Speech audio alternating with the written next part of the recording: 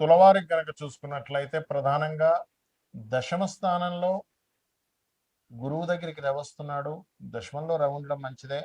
అయితే ఇక్కడ గురువు దగ్గరికి వస్తున్నందుకు అది మౌఢ్యమి దోషముతో పాటు జీవాత్మ సంయోగం కూడా ఏర్పడుతుంది. 3-6 అధిపతి రవి, 3-6 అధిపతి రవి ద్వారా అస్తంగతం చెందుతున్నాడు గురువు. మరి ఈ యొక్క గ్రహస్థితి వల్ల మీకు కలిగే ఫలితాలు ఏమిటి? ఏ దేవతారాధన చేయాలి?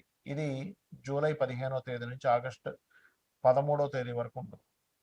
మరి ఈ సమయంలో ఆగస్టు 15 వరకు రవి అక్కడ ఉంటాడు, బట్ 13 వరకు 28 రోజుల పాటు అస్తంగత్వ దోషంలోకి మౌఢ్యంలోకి వెళ్తుంది. అదేవిధంగా మీ పర్సనల్ చార్ట్లో గనక ఇదే విధంగా మీకు ఏదైనా ఒక గ్రహం అస్తంగత్వ దోషంలోకి వెళ్ళింది. అస్తంగత్వ దోషము అంటే రవికి 8 డిగ్రీల లోపల ఏదైనా గ్రహం ఉంటే దాన్ని కంబస్ట్ అంటారు. అలా ఉన్నప్పుడు మీరు ఏ విషయాల్లో జాగ్రత్తగా ఉండాలి, ఏ దేవతారాధన చేయాలి అనేటువంటి అంశాలు చెప్తుంది నేనైనప్పటికీ చెప్పిస్తుంది సాక్షాత్ లలిత అమ్మవారిగా భావిస్తూ, ఆ లలితాంబిక అమ్మవారి యొక్క అనుగ్రహం మీకు పరిపూర్ణంగా కలగాలని మనస్ఫూర్తిగా కోరుకుంటూ, ఇక్కడ దశమ స్థానం అనేటువంటిది ఉద్యోగము. మీకు 6వ అధిపతి, దశమాధిపతి, వీళ్ళిద్దరూ ఉద్యోగాన్ని డైలీ లైఫ్ చెప్పేటువంటి కారకులు అవుతారు. మీ యొక్క నిత్య జీవితంలో ఏదో ఎవరో చెప్పింది విని ఉద్యోగంలో కోసం రాంగ్ స్టెప్స్ పడుతూ ఉంటాయి. ఎలా అంటే ఇప్పుడు నేను ఒక చిన్న ఎగ్జాంపుల్ చెప్తా. ఒక జాబ్లో ఒక సహ ఉద్యోగి ఉన్నాడు ఇతనితో పాటు కలిసి. అతని ఫ్రెండ్కి ఉద్యోగం అవసరం ఉంది. అప్పుడు ఏం చేశాడంటే ఇతని దగ్గరికి వచ్చి, నీకు బాస్ ఉద్యోగం తీసేద్దాం అనుకుంటున్నారు, ఇందాక మాట్లాడుకుంటే విన్నా అన్నాడు. బాస్ దగ్గరికి వెళ్ళేమో ఈయన మానేద్దాం అనుకుంటున్నాడు అంటే ఇందాక నాతో అన్నాడు ఏదో ఆప్షన్ ఏదో ఇంకో దగ్గర ఎక్కడ వచ్చిందని చెప్పాడు. ఇక్కడ ఏమైంది, వాళ్ళిద్దరి మధ్యనే అసలు ఈయన మానేద్దాం అనుకోలేదు, వీళ్ళు తీసేద్దాం అనుకోలేదు, కానీ ఈ మధ్యలో ఉన్న వ్యక్తి అలా మిస్కమ్యూనికేషన్ చేశాడు. దానివల్ల ఏమైంది, ఇతను మానేస్తానంటే బాస్ సరే ఎలాగో మానేద్దాం అనుకున్నారో నాకు తెలుసులే అని చెప్పి నీకు ఓకే చేసేసాడు. ఇతను ఓకే చేశాక నేనేమనుకున్నాను, నన్ను తీసేద్దాం అనుకున్నారు, నేనే ముందు మానేయడం మంచిదేనని నేను అనుకున్నాడు. కానీ తర్వాత రియాలిటీ తెలిసింది. తర్వాత ఎప్పుడో అనుకోకుండా వీళ్ళిద్దరూ మాట్లాడుకున్నప్పుడు బాస్ ఏంటి సార్ ఏంటి ఎలా ఉన్నారు అన్నప్పుడు ఏంటో నువ్వు మానేసావు కదా, నేను ఎక్కడ మానేద్దాం అనుకున్నాను తర్వాత తెలిసింది. కాబట్టి ఇలా మధ్యవర్తత్వాలు ఉంటూ ఇలా ఇబ్బంది పెడతారు. కాబట్టి ఈ విషయంలో చాలా చాలా చాలా జాగ్రత్తగా ఉండండి. ఓం మాణిక్య ముకుటాకార జానుద్వై విరాజితాయ నమః మంత్రం చేసుకోండి. రవి, శని మరియు శుక్రకేతు గ్రహాల దగ్గర దీపారాధన చేయండి, అనే విధాలు బాగుంటుంది. ఇక్కడ ఈ గోచారంలో రవి 8 డిగ్రీస్ లోపల కనుక ఏదైనా గ్రహంలోకి వస్తే ఆ గ్రహాన్ని హస్తగతం చేసుకుంటాడు. ఎక్సెప్ట్ రాహువు, కేతువు ఆర్ బుధుడు కూడా కొంతవరకు ఎగ్జంప్షన్స్ ఉంటాయి. ఎందుకంటే బుద్ధికారకుడు బుధుడు ఎందుకు కనెక్ట్ అవ్వడం అంత అస్తంగత్వ దోషంలోకి వెళ్ళిపోలేడు రవితో. మిగతా గ్రహాలన్నీ కూడా అస్తంగత్వ దోషంలోకి వెళ్తాయి. ఒకవేళ మీ జన్మజాతకంలో కనుక ఈ గ్రహస్థితి అస్తంగత్వ దోషంలోకి వెళ్ళినట్లయితే ఒక ఫలితాలు వస్తాయి.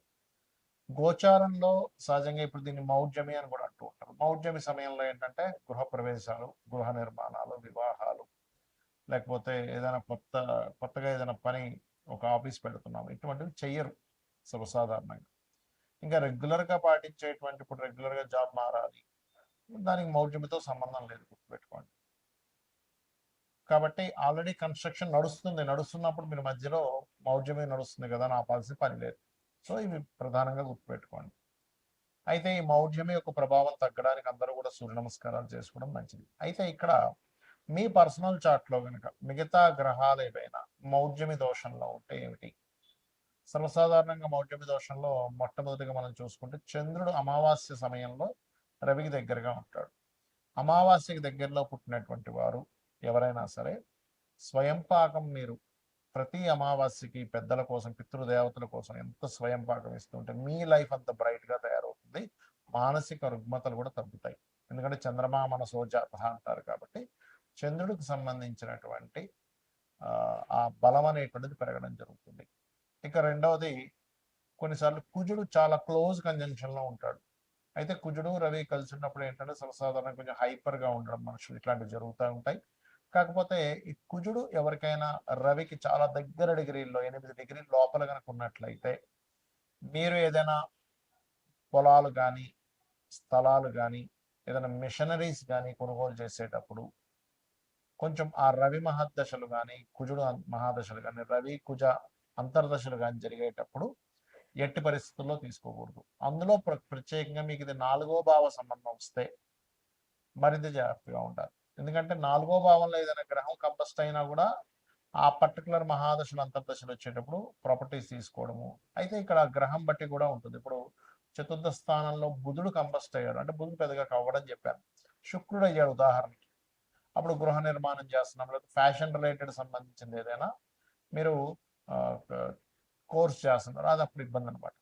ఆ రకంగా ఒక్కొక్క గ్రహం కనుక చూసుకున్నట్లయితే బుధుడైతే ఎలాగో అవ్వడం చెప్పుకున్నాము.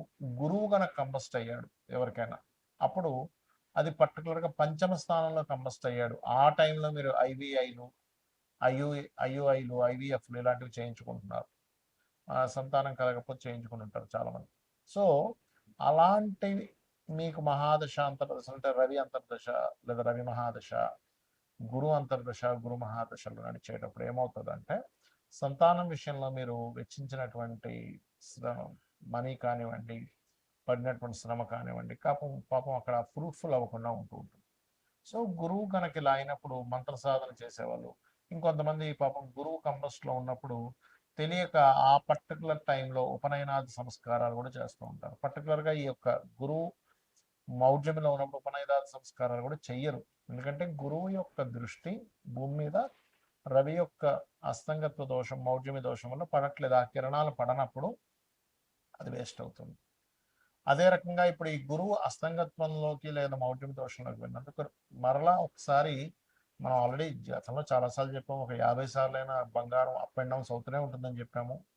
కాబట్టి ఏంటంటే ఈ యొక్క గోల్డ్కి సంబంధించింది ఏదైతే ఉందో ఇది కొంచెం స్ట్రక్ అవ్వడం కానీ, కొంచెం అప్ అండ్ డౌన్స్ అవడం ఎక్కువ తీవ్రత చెందుతూ ఉంటుంది ఇక్కడ. ఇక బాగా తగ్గడం లేదా బాగా పెరగడం లాంటివి కూడా జరుగుతాయి ఈ అస్తంగత్వ దోషం వల్ల. ఇక అదేవిధంగా శుక్రుడు ఎవరి జన్మ జాతక చక్రంలో అయినా శుక్రగ్రహం కనుక పర్టికులర్గా సప్తమ స్థానంలో కనుక అస్తంగత్వం అయింది, లేదా 12వ స్థానంలో కంబస్ట్ అయింది, గ్రహం కంబస్షన్ అంటారు దాని ఇంగ్లీష్లో, తెలుగులో అయితే అస్తంగత్వ దోషము అంటారు. సో ఆ రకంగా ఎవరికైనా శుక్రుడు అయితే పర్టికులర్గా పురుషులకైతేనేమో స్పర్మ్ కౌంటింగ్ తగ్గుతూ ఉంటుంది 12లో అయితే కనుక, లేదా సప్తమంలో అయినా వివాహం అవ్వడానికి కష్టం అవ్వడము, స్త్రీలకైతే కొంచెం ఎక్కువ జ్వరం రావడము, మరియు అదేవిధంగా వివాహ సంబంధించిన విషయాలు ఇబ్బంది అవ్వడం, ఏదైనా వాహనం కొనుగోలు చేస్తూ ఉంటే పర్టికులర్గా శుక్రుడు 4లో కంబస్ట్ అయితే కనుక వాహనం కొనుగోలు చేసేటప్పుడు లేదా గృహం కొనుగోలు చేసేటప్పుడు చూసుకొని కొనుగోలు చేయాలి. వీలైనంత మట్టుకు వాళ్ళ పేరు మీద వాహనాలు గృహాలు లేకపోవడం మంచిది. ఉదాహరణకు చతుర్థంలో కేతు ఉన్న, చతుర్థ స్థానం పాడైనా, చతుర్థాధిపతి పాడైనా వాళ్ళ యొక్క జీవితంలో వాళ్ళ పేరు మీద వాహనం కానీ గృహం కానీ తీసుకోకుండా ఉంటే వాళ్ళకి చాలా బాగా కలిసి వస్తుంది. అంటే వాళ్ళ జీవిత భాగస్వామి పేరు మీద వాళ్ళ పిల్లల పేర్ల మీద తీసుకోవాలి. అదేవిధంగా శని కనుక బాగా క్లోజ్ కంజంక్షన్స్లో కనుక వెళ్ళిపోయి ఇంకొక పాపగ్రహం కూడా యాడ్ అయితే తల్లిదండ్రులు అంటే తండ్రికి కొడుక్కి వచ్చేటువంటి ఇవి ఇబ్బందులు ఎక్కువ ఎదురవుతూ ఉంటాయి, గుర్తుపెట్టుకోండి. అదొకటి. అదేవిధంగా ఇప్పుడు రాహుకేతువులకైతే అస్తంగత్వ దోషం ఉండదని చెప్పుకున్నాం. కాకపోతే రాహుకేతువుల దగ్గరికి ఎప్పుడైనా రవి ముఖ్యంగా రాహు దగ్గరికి వెళ్ళినా, లేదా చంద్రుడు రాహు దగ్గరికి వెళ్ళినా రవి చంద్రులు ఇద్దరు పాడవుతుంటారు. కాబట్టి అప్పుడు ఏం చేయాలి, రాహుకి రెమెడీ చేసుకుంటుండాలి. రాహుగ్రహానికంటే దుర్గాదేవి ఆరాధన చేసుకోవడము, మినుములు దానంగా ఇవ్వడము, గారెలు నైవేద్యంగా పెట్టడము, బెల్లపు ఉండలు ఒక 4 ఉండలు గోవుకు తినిపించడం, ఇవి చేస్తూ ఉండాలి. అప్పుడు ఖచ్చితంగా వారికి ఆ దోష పరిహారం అనేటువంటి జరుగుతుంది. రావి చెట్టు చుట్టూ ప్రదక్షిణాలు చేస్తూ వాటి మీద సర్ప ప్రతిష్ఠ చేసిన, అదే సర్పాలు అక్కడ ఉంటాయి ప్రతిష్ఠ చేసిన వాటి మీద పసుపు కుంకుమ గంధం కలిపి నీటిని వేయండి. అన్ని విధాలా మీకు బాగుంటుంది. శ్రీమాత్రేయ నమః.